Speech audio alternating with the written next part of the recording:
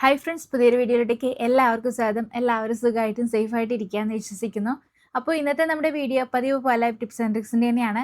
വീട്ടമ്മമാർക്കൊക്കെ ഒത്തിരി യൂസ്ഫുൾ ആവുന്ന ടിപ്സൊക്കെ ഉൾപ്പെടുത്തിയിട്ടുള്ളതാണ് ഇന്നത്തെ നമ്മുടെ വീഡിയോ. അപ്പോൾ നമുക്ക് പെട്ടെന്ന് തന്നെ വീഡിയോയിലോട്ട് കിടക്കുന്നതിന് മുന്നായിട്ട് നമ്മുടെ ഈ ചാനൽ പുതുതായിട്ട് കാണുന്ന കൂട്ടുകാരാരെങ്കിലും ഉണ്ടെങ്കിൽ ഈ ഒരു ചാനൽ നിങ്ങൾക്ക് ഇഷ്ടപ്പെടുകയാണെങ്കിൽ പ്ലീസ് ഒന്ന് സബ്സ്ക്രൈബ് ചെയ്ത് സപ്പോർട്ട് ചെയ്യണം കേട്ടോ.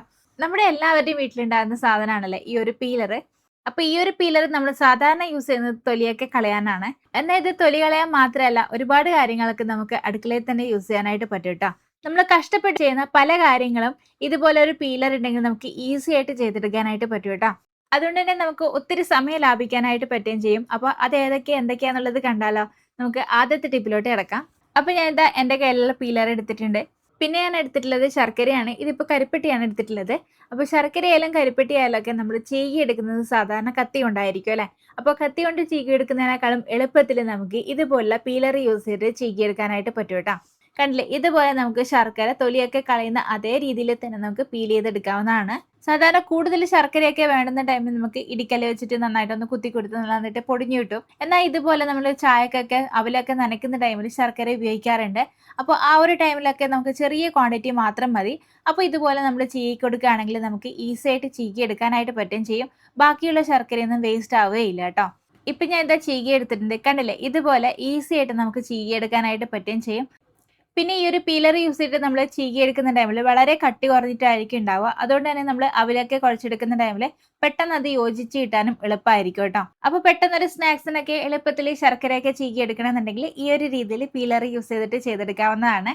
അപ്പോൾ ഒന്ന് ട്രൈ ചെയ്ത് നോക്കാം കേട്ടോ.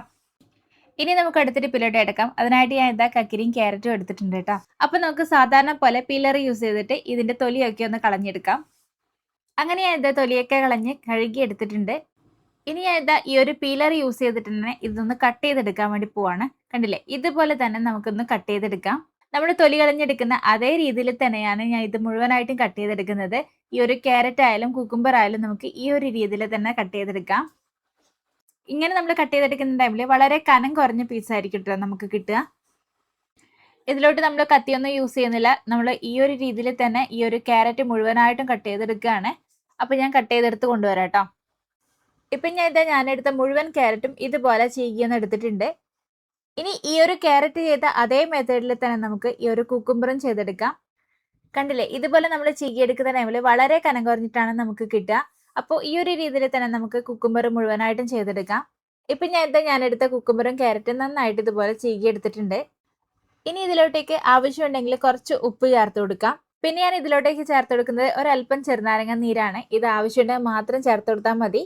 പിന്നെ നിങ്ങൾക്ക് ഇതിലോട്ട് വേണമെങ്കിൽ കുരുമുളക് പൊടി കൂടി ചേർത്ത് കൊടുക്കാവുന്നതാണ്. ഇതിപ്പോൾ മക്കൾ കഴിക്കുന്നത് കൊണ്ട് തന്നെ ഞാൻ ഇതിലോട്ട് കുരുമുളക് പൊടിയൊന്നും ചേർത്ത് കൊടുക്കുന്നില്ല.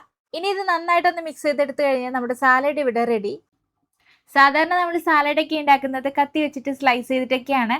അപ്പോൾ ഇതുപോലെ നമ്മൾ പീലർ യൂസ് ചെയ്ത് ചെയ്യുകയാണെങ്കിൽ നല്ലൊരു ടേസ്റ്റ് ആയിരിക്കും കേട്ടോ. പിന്നെ ഇത് നമുക്ക് നൂഡിൽസ് ഒക്കെ കഴിക്കുന്ന ആ ഒരു രീതിയിൽ തന്നെ നമുക്ക് കഴിക്കാവുന്നതാണ്. നമ്മൾ വീട്ടമ്മമാരുടെയൊക്കെ പ്രധാന പ്രശ്നം നമ്മുടെ കുട്ടികൾ ഇതുപോലുള്ള സാലഡ് ഒന്നും കഴിക്കില്ല എന്നുള്ളതാണല്ലേ. അപ്പൊ അവർക്കൊക്കെ നമ്മൾ ഇതുപോലെ കട്ട് ചെയ്ത് കൊടുക്കുകയാണെങ്കിൽ നൂഡിൽസ് ഒക്കെ കഴിക്കുന്ന ആ ഒരു രീതിയിൽ തന്നെ അവരിത് കഴിച്ചോളും. പിന്നെ നമ്മൾ തീരെ ചെറിയ കുട്ടികൾക്കൊക്കെ ലഞ്ച് ബോക്സിലൊക്കെ ഇതുപോലെ സാലഡൊക്കെ കട്ട് ചെയ്തിട്ട് കൊടുത്തു വിടാറുണ്ടല്ലേ. അപ്പൊ അങ്ങനെ നമ്മൾ കട്ട് ചെയ്ത് കൊടുത്തു വിടുന്ന ടൈമിൽ അതിന് ഭയങ്കര കട്ടിയായിരിക്കും, വലിയ വലിയ പീസായിരിക്കും. അപ്പൊ അവർ കഴിക്കുന്ന ടൈമിൽ തൊണ്ടയിലൊക്കെ കെട്ടിയിട്ട് വലിയ വലിയ അപകടങ്ങൾ ഉണ്ടാവാനുള്ള ചാൻസും കൂടുതലാണ്. അപ്പൊ ഇതുപോലെ നമ്മൾ പീലർ യൂസ് ചെയ്തിട്ട് ചീകിയിട്ട് കൊടുത്തു വിടുകയാണെങ്കിൽ ആ ഒരു ടെൻഷനും ഒഴിവാക്കാനായിട്ട് പറ്റും കേട്ടോ. പിന്നെ ഇതിലോട്ട് നമുക്ക് വലിയ പുളിയില്ലാത്ത തൈരൊക്കെ ഇട്ടിട്ട് കഴിക്കുകയാണെങ്കിൽ കുറച്ചുകൂടി നന്നായിരിക്കും. അപ്പൊ ഒന്ന് ട്രൈ ചെയ്ത് നോക്കാം കേട്ടോ.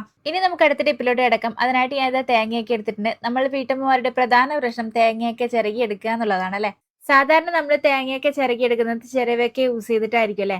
എന്നാൽ ചിരവയുടെ ഒന്നും ഒരാവശ്യമില്ലാതെ തന്നെ നമുക്ക് ഈ ഒരു പീലർ യൂസ് ചെയ്തിട്ട് ഈസി ആയിട്ട് എളുപ്പത്തിൽ എത്ര തേങ്ങ വേണമെങ്കിലും ചിരകിയെടുക്കാനായിട്ട് പറ്റും കേട്ടോ. അപ്പൊ ഞാൻ ഇത് തേങ്ങയൊക്കെ പൊട്ടിച്ചെടുത്തിട്ടുണ്ട്. അപ്പൊ ആദ്യം നമുക്ക് ഈ ഒരു തേങ്ങയുടെ തൊണ്ടൊന്ന് കളഞ്ഞെടുക്കണം. സാധാരണ നമ്മൾ കത്തി വെച്ചിട്ടൊക്കെ കളഞ്ഞെടുക്കുകയാണെങ്കിൽ ഒത്തിരി സമയം എടുക്കുകയും ചെയ്യും. മാത്രമല്ല അത് പെട്ടെന്ന് പൊട്ടിപ്പോവുകയും ചെയ്യും കേട്ടോ. അപ്പൊ നമുക്ക് ഈസി ആയിട്ട് കളഞ്ഞെടുക്കാനായിട്ട് ഇതുപോലെ സ്റ്റൗവിന്റെ ടോപ്പിലൊന്ന് വെച്ചു കൊടുക്കാം. ഇനി ഫ്ലെയിം ഓൺ ചെയ്തതിന് ശേഷം ചെറുതായിട്ടൊന്ന് ചൂടായെന്ന് കാണുമ്പോൾ തീ ഓഫ് ചെയ്യാം. ഇനി ഇതൊന്ന് തണുത്തതിന് ശേഷം സൈഡ് ഭാഗത്തായിട്ട് കത്തി വെച്ചിട്ട് ഒന്ന് ഇളക്കി കൊടുക്കുകയാണെങ്കിൽ ആ ഒരു തൊണ്ട് പെട്ടെന്ന് വിട്ടു കിട്ടും കേട്ടോ. അങ്ങനെ ഇതാ തൊണ്ടൊക്കെ ഇളക്കി എടുത്തിട്ടുണ്ട്. ഇനി ഇതിന്റെ ബാക്ക് സൈഡ് കാണുന്ന ഈ ഒരു സ്കിന്ന് റിമൂവ് ചെയ്തെടുക്കാനായിട്ട് നമുക്ക് പീലർ യൂസ് ചെയ്യാവുന്നതാണ്. ഇതുപോലെ പീലർ യൂസ് ചെയ്തിട്ട് നമുക്ക് എളുപ്പത്തിൽ ആ ഒരു സ്കിന്ന് റിമൂവ് ചെയ്തെടുക്കാവുന്നതാണ്. ഇത് നമുക്ക് സാധാരണ കത്തിയൊക്കെ വെച്ചിട്ട് ചെയ്യാവുന്നതാണ്. പക്ഷേ കത്തി വെച്ചിട്ട് ചെയ്യുമ്പം എന്താ പ്രശ്നം എന്ന് വെച്ചാൽ നമുക്ക് ഒത്തിരി തേങ്ങ ഇതിലോട്ട് വേസ്റ്റ് ആവും ട്ടോ. ഈ ഒരു തൊലിക്കൊപ്പം തന്നെ നമുക്ക് തേങ്ങ ഒത്തിരി വേസ്റ്റ് ആവുകയും ചെയ്യും. അപ്പോൾ ഇതുപോലെ നമ്മൾ പീലർ യൂസ് ചെയ്തിട്ടാണ് ഈ ഒരു തൊലി ഒന്ന് കളഞ്ഞെടുക്കുന്നുണ്ടെങ്കിൽ ചെറിയ ലെയർ മാത്രമേ നമുക്കതൊന്ന് കട്ടാവുള്ളൂ കേട്ടോ. ആ ഒരു ബ്രൗൺ കളർ സ്കിന്ന് മാത്രമേ പോവുള്ളൂ. അധികം തേങ്ങയൊന്നും നമുക്ക് വേസ്റ്റ് ആവുകയും ചെയ്യില്ല കേട്ടോ. കണ്ടില്ലേ, ഇതുപോലെ നമ്മൾ പീലർ യൂസ് ചെയ്തിട്ട് കട്ട് ചെയ്തെടുക്കുകയാണെങ്കിൽ വളരെ തിന്നായിട്ടുള്ള ലെയർ ആണ് കട്ടായി പോവുള്ളൂ. അപ്പോൾ നമുക്ക് തേങ്ങയൊന്നും വേസ്റ്റ് ആവുകയും ചെയ്യില്ല കേട്ടോ. ഇപ്പൊ ഞാനെടുത്ത തേങ്ങയുടെ ബ്രൗൺ കളർ പോർഷൻ നന്നായിട്ട് പീൽ ചെയ്തെടുത്തിട്ടുണ്ട്.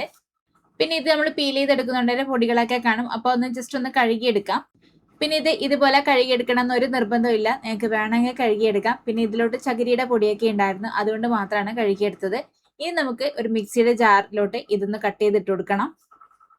അങ്ങനെ മിക്സിയൊക്കെ എടുത്തിട്ടുണ്ട്. ഇനി ഈ ഒരു തേങ്ങ ചെറിയ കഷ്ണങ്ങളാക്കിയിട്ട് നമുക്ക് കട്ട് ചെയ്തിട്ട് കൊടുക്കാം. അങ്ങനെ കട്ട് ചെയ്തിട്ട് കൊടുത്തിട്ടുണ്ട്.